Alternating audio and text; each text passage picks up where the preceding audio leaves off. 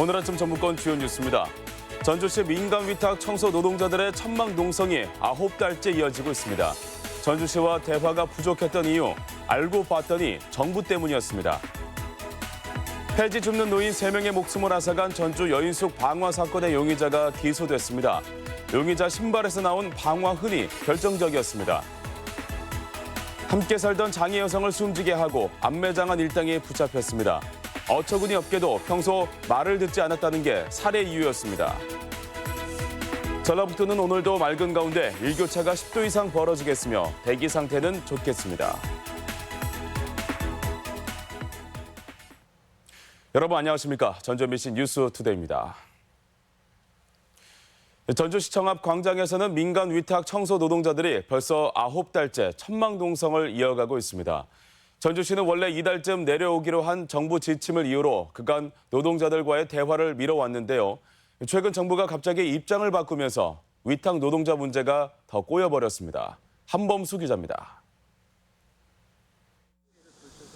전주시청 앞 광장에서 9개월째 천막 농성을 벌이고 있는 민간 위탁 청소 노동자들.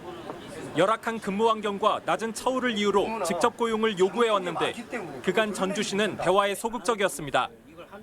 직고용에 따른 부담이 적지 않은 데다 정부가 위탁 청소 노동자에 대한 고용 가이드라인을 내려주기로 해 일단 기다려보자는 마음이 컸습니다. 올 9월 중에 필요한 가이드라인을 정부 차원에서 결정해서 내려보내겠다 이렇게 설명회를 통해서도 제시한 상황입니다. 그런데 2달쯤 전 정부가 갑자기 말을 바꿨습니다. 위탁 청소 노동자 업무를 맡을 부처를 정하기 어렵다며 지자체가 알아서 하라는 공문을 내려보낸 겁니다. 고용노동부와 환경부, 행정안전부가 9달이나 서로 판단을 미루다 결국 전주시의 책임을 떠넘긴 셈입니다. 책임을 관리법에 소관하는 환경부예요. 민간이 위탁을 할지 말지에 대한 권한도 자치단체 상이 있거든요. 자치단체를 선관하는 건 또 행안부가 세개 부처에 대해서 소관이 명확하지 않다는. 전주시는 뒤늦게 공론화 절차를 준비하는 등 대책을 고심하고 있습니다. 하지만 뜨거운 감자가 돼버린 위탁 노동자 문제를 기초단체 홀로 풀어내기엔 한계가 분명합니다. 지금 구체적인 어떤 인력 기준이나 임금 표준 모델이 좀 제시가 됐으면 저희들이 타당성 검토하는데 좀 손이 쉬었을 텐데. 위탁 청소 노동자들은 정부와 전주시 양쪽으로부터 의미 있는 대답을 듣지 못한 채 언제 끝날지 모르는 농성을 이어가고 있습니다. 말로는 비정규직의 정규직화를 내세우면서 현실은 외면하는 정부의 이중적인 태도에 비판의 목소리가 높습니다. 민간 위탁 노동자의 정규직 전환 문제는 마지막 단계이자 가장 큰 고비입니다. 이걸 안 하겠다는 것은 사실상 정규직 전환을 포기하겠다는 것과 마찬가지입니다. 정부 스스로 책임질 수 없는 공약을 내세워 노동자도 지자체도 헷갈리게 만든 건 아닌지 현장에 대한 관심과 고민이 필요해 보입니다. MBC 뉴스 한범수입니다. 민중당이 비정규직 노동자들을 위한 노동정책을 제시했습니다. 민중당 도당은 도의회에서 기자회견을 열고 현행 노동법이 4명 이상 사업장 노동자나 특수고용 노동자, 초단시간 노동자 등 다변화된 노동 형태를 보호하는 데 한계가 있다고 밝혔습니다. 민중당은 정규직 중심의 고용보험 대신 모두에게 적용되는 노동보험을 도입하고 택배기사 등 사각지대 노동자들의 권리를 법으로 보장해야 한다고 말했습니다. 지난해 도내에서 단위 면적당 가장 높은 소득을 올린 장목은 인삼인 것으로 나타났습니다. 전라북도 농업기술원에 따르면 36개 농산물 소득조사 분석 결과 4년근 인삼은 1,000제곱미터당 1,571만 원의 소득을 기록해 1위를 차지했고 이어 가지 1,534만 원, 딸기 1,127만 원, 토마토 937만 원 순이었습니다. 반면에 가을무 88만 원, 봄 배추 79만 원, 겉보리와 쌀보리는 각각 13만 원으로 100만 원 미만인 것으로 조사됐습니다. 20대 지적장애 여성을 때려 숨지게 한 일당이 경찰에 붙잡혔습니다.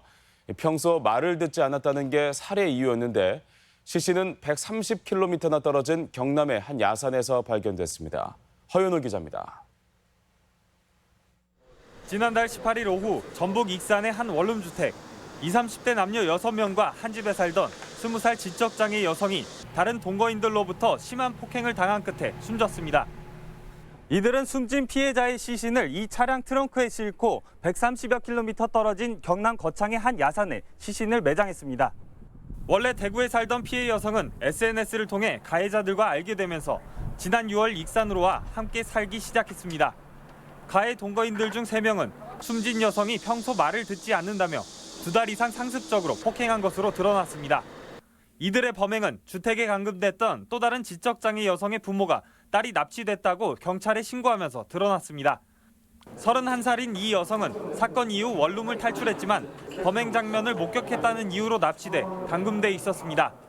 그날 오후에 피의자와 피해자를 익산에서 발견해서 피해자들을 수사하는 중에 이와 같은 사실이 있다는 사실을 알게 되었습니다. 경찰은 범행을 주도한 28살 남성과 34살 여성을 구속하고 다른 가담자 3명에 대해서도 계속 조사하고 있습니다. 왜 살해하셨나요? 왜 살해했습니까? 왜 미안하다는 미안한 마음 안 드세요? 왜 죽였나요? 가해자들은 지적장애 여성을 가둬놓고 성매매까지 시킨 것으로 알려졌지만 경찰은 사건 개요만 간략히 설명할 뿐 자세한 경위는 전혀 알려주지 않았습니다.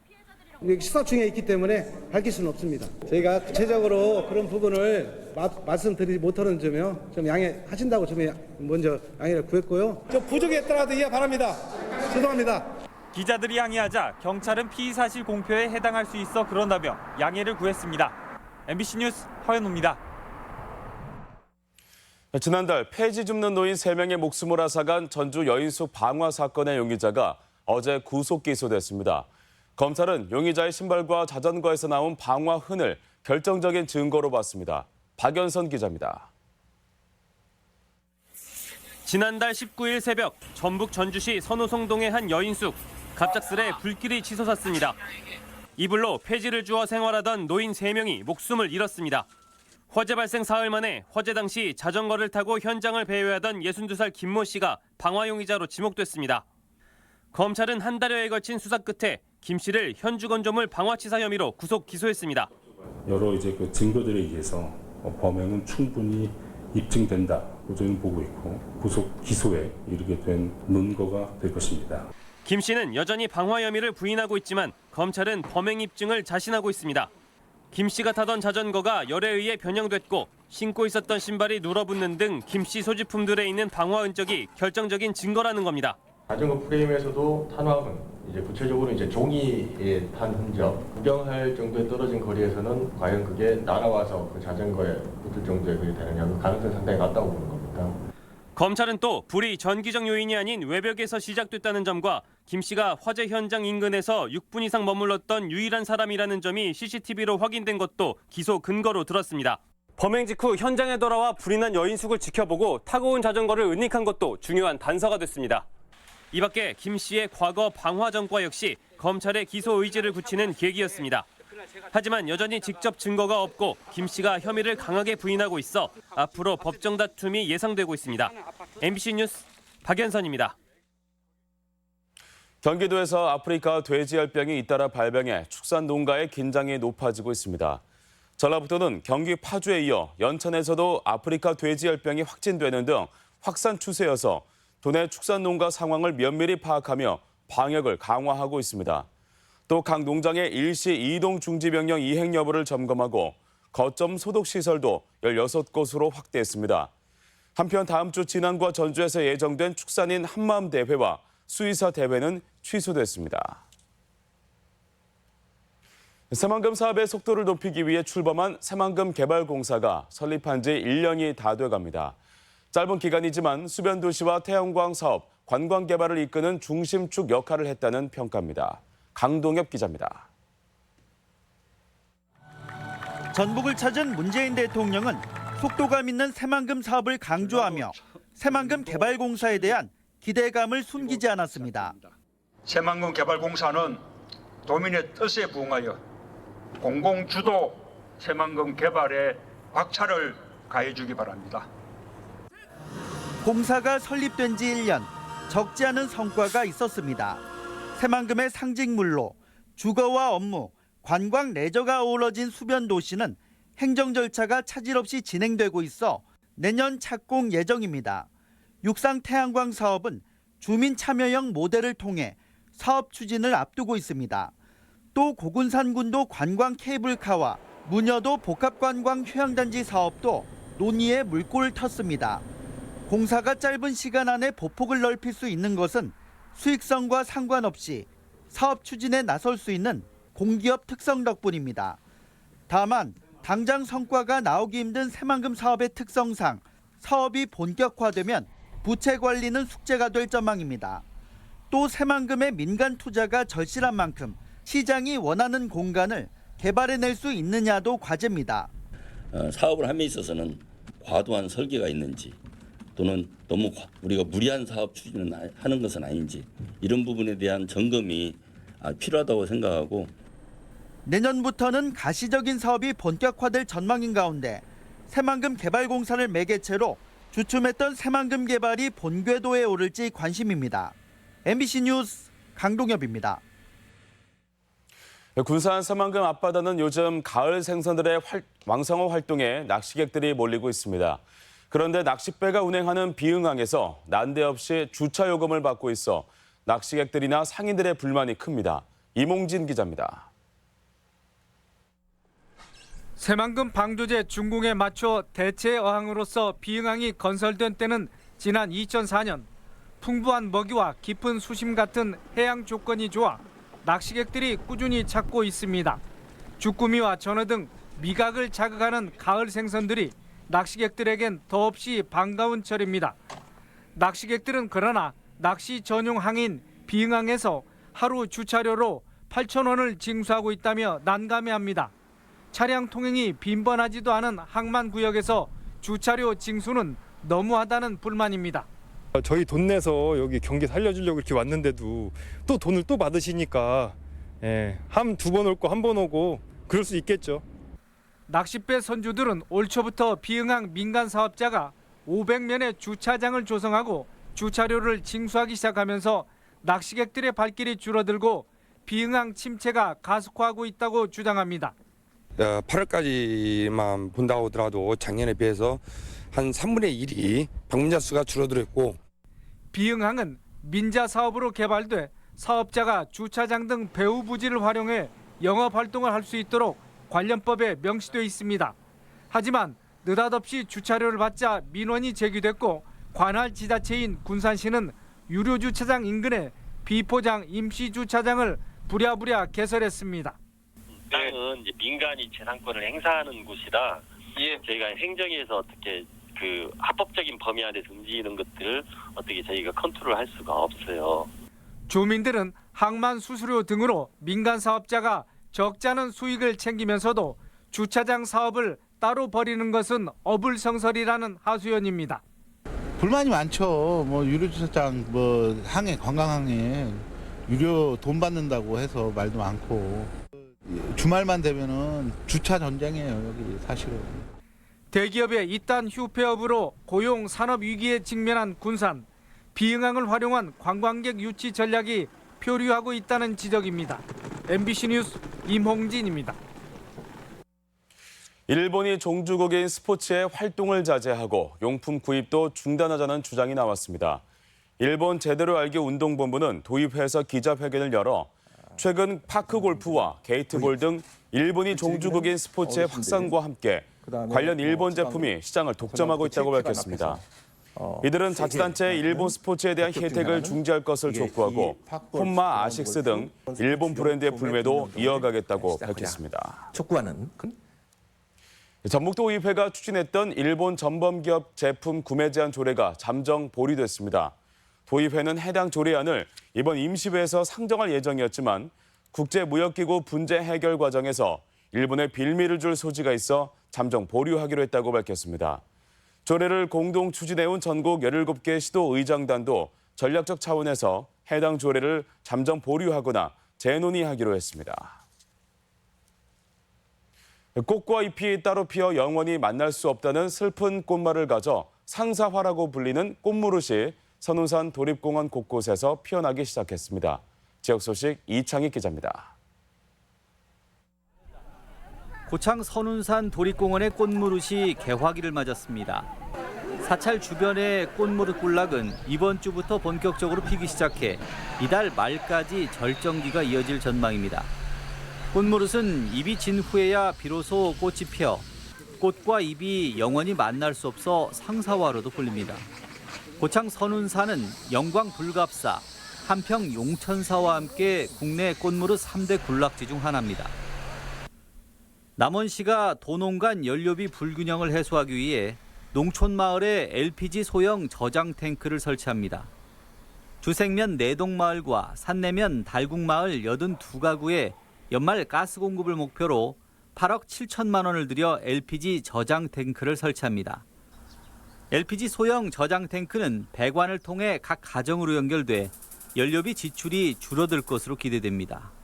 농촌 지역의 에너지 사용 환경을 개선해 시민들의 에너지 복지 향상을 위해 더욱 노력하겠습니다. 임실 보건의료원이 찾아가는 이동 건강검진을 실시합니다.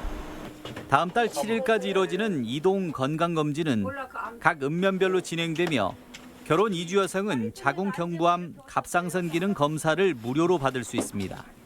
질병은 치료보다 예방이 중요하므로 건강을 다시 한번 점검하여 건강검진을 빠짐없이 받아야 합니다. 순창 특산품인 오미자를 주제로 한 복흥 오미자 축제가 이번 주말과 휴일 정산체육공원 일대에서 열립니다. 이번 축제에서는 오미자 수확 체험과 오미자를 이용한 음식과 음료를 맛볼 수 있으며 오미자로 만든 생거와 술을 저렴하게 구입할 수도 있습니다. MBC 뉴스 이창익입니다. 전주 시민을 위한 체육대회가 다음 달 개최됩니다. 전주시는 다음 달 5일 종합경기장에서 시민 5천 명이 참석하는 26회 전주시민체육대회를 열고 단체 줄넘기와 박 터뜨리기, 대형 윷놀이 등 10개 종목의 경기를 펼칩니다. 경기장 주변에는 중고 물품을 싸게 사고 팔 수 있는 벼룩시장도 운영합니다. 우리 지역 행사와 문화 소식입니다.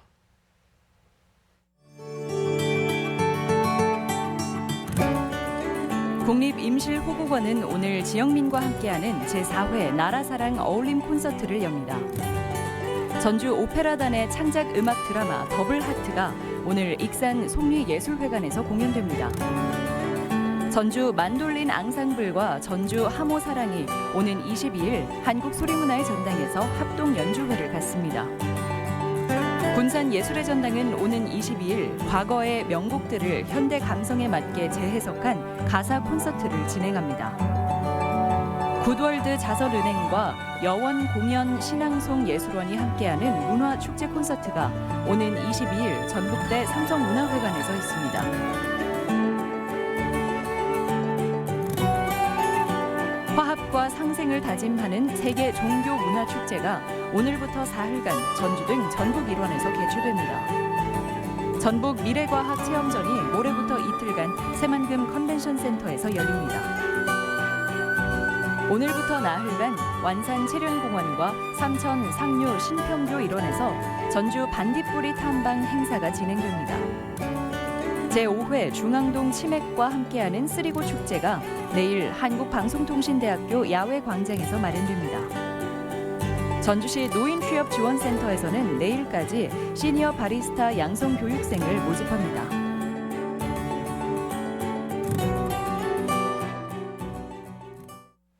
계속해서 날씨입니다. 전라북도는 오늘도 맑은 가운데 일교차가 15도 이상 벌어지겠으며 대기 상태는 좋겠습니다. 지역별 기온입니다. 전주는 아침 기온 12도에서 낮 기온 27도, 익산 11도에서 27도, 동북권 무주는 10도에서 26도, 진안 9도에서 25도, 서해안권 군산은 13도에서 25도, 고창 12도에서 26도 등을 기록하겠습니다. 현재 초미세먼지 농도는 부안에서 보통, 나머지 13개 시군에서 좋음 수준을 보이고 있습니다. 오늘 하루 미세먼지 농도와 초미세먼지 농도는 좋음 단계를 유지하겠습니다.